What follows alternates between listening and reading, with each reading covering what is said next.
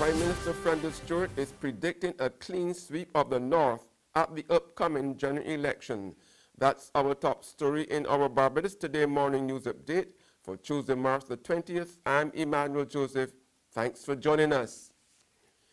Prime Minister Stuart is promising to launch an assault on the North as he announced Sunday night that the incumbent Democratic Labour Party intended to sweep all the constituency in the coming general election in the north of the island due by early June.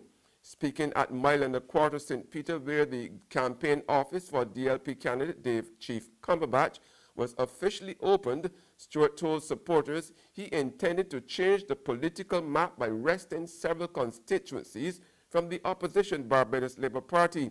He said this would include St. Peter, where former Prime Minister Owen Arthur held for the BLP since 1984 until he became an independent in the latter days of his political career. So I'm very pleased that the campaign office is being opened. This is the staging post from which our battles in St. Peter will be fought. This is the staging post from which we will launch an assault on the constituency of St. Peter and on the northern part of Barbados. Not a hostile assault, an assault to get these constituencies in the north into the fold of the Democratic Labour Party. In other news now, two of this country's most prominent and outspoken clergymen say they see nothing wrong with self-professed prostitute Natalie Hayward vying for a seat in Parliament in order to represent residents of the city. In fact, Chairman of the Barbados Christian Council, Canon Noel Burke, told Barbados Today that as far as he was concerned, Hayward had a right, like any other citizen, to run for the legislature once she met the criteria, despite her profession. She's of the view that her lifestyle, or former lifestyle, as it were, is such that it's given her, certain experiences that she may like to steer persons from. If she's of the view that she can make that kind of contribution, well then, certainly she has every right as a citizen of this fair land to offer herself. So I suppose that, it will raise a number of eyebrows, but certainly as a citizen of Barbados, she can feel free to offer herself, to place herself before the public and say, here I am quite prepared to make whatever sacrifices necessary and offer myself as a member of Parliament. And Senator the Reverend David Durant expressed similar sentiments, and Attorney General and the Minister of Home Affairs, Adrian Brathwaite, also shared a similar view, making it clear that he did not see what the whole uproar was about. I think we're making much ado about nothing. Like every citizen, she's entitled, unless the laws prohibit her from entering the elective politics, she's entitled to run. I don't understand why there's a problem or why people should be concerned about her running on either side of the divide and stuff. Now, as for her profession, maybe it is, and if you can take something seriously from this conversation with me, maybe it is for us as a country to take a serious look at issues that pertain to the women who hang out at the garrison for many years and who have been there even before I was born, and try to see how we can protect them. So maybe that's her agenda, that she wants to protect people like her. Then she might have a point in terms of that, that we should look and recognize that as a country that, that there will always have always been people like her, and that they have a right to be protected under our laws. Last week, Hayward, one of the island's well-known prostitutes, made the public declaration that she was throwing her hat into the political ring as Barbadians anxiously await the announcement of a date for the next general election, which is due by early June.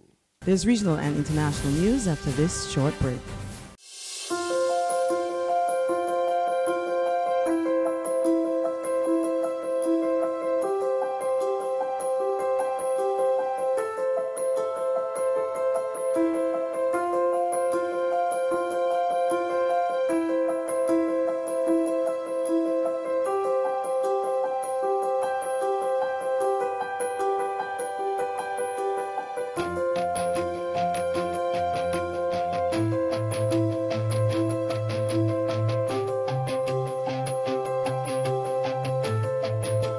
Barbados Today, news you can trust.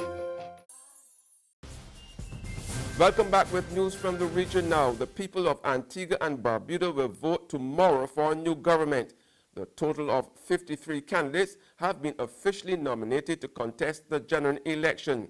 The ruling Antigua and Barbados Labour Party, led by Prime Minister Gaston Brown, is the only party to present a full slate of 17 candidates and will be looking to win a second term in office. The main opposition, Harold Lovell-led United Progressive Party, will contest 16. 5 other parties and an independent are also in the race. All government schools and at least one private school will be closed tomorrow, since most of those schools will be used as polling stations. In more regional news now, Guyana's opposition leader Barbados Jagdeo says he supports the law which states that a president can only run for 2 terms. Currently, an unknown man is challenging that law before the Caribbean Court of Justice, and persons have speculated that it is Jagdeo who is behind the challenge. Royden James reports. Opposition leader Barbados Jagdeo was asked on Friday whether or not he supports a president running for a 3rd time. It's not, it was clear I signed that into law. So I signed it into law and it's challenged. Signing it into law means I had to agree with it. So that's my position. But that still does not mean Mr. Jagdeo is not interested in running for a 3rd term. He said at this time he preferred to mute the issue on whether he will run for office in 2020.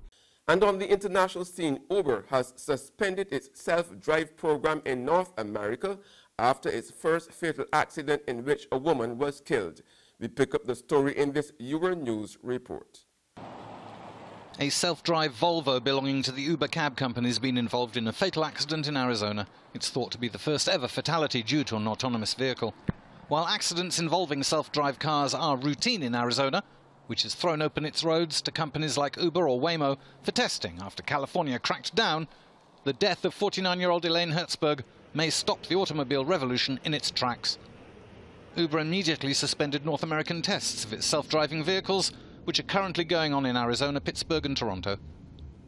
Laws to speed the introduction of self-drive cars in the United States are currently being debated in Congress. And that's news, but for the very latest, visit our website at www.barbadostoday.bb. You can also subscribe to our e-paper, email updates, or like us on Facebook. We are also on Izumi Media in bus terminals, as well as screenplay at supermarkets and gas stations near you. You can also hear us on Mix 96.9 FM. I'm Emmanuel Joseph. Have a fantastic day.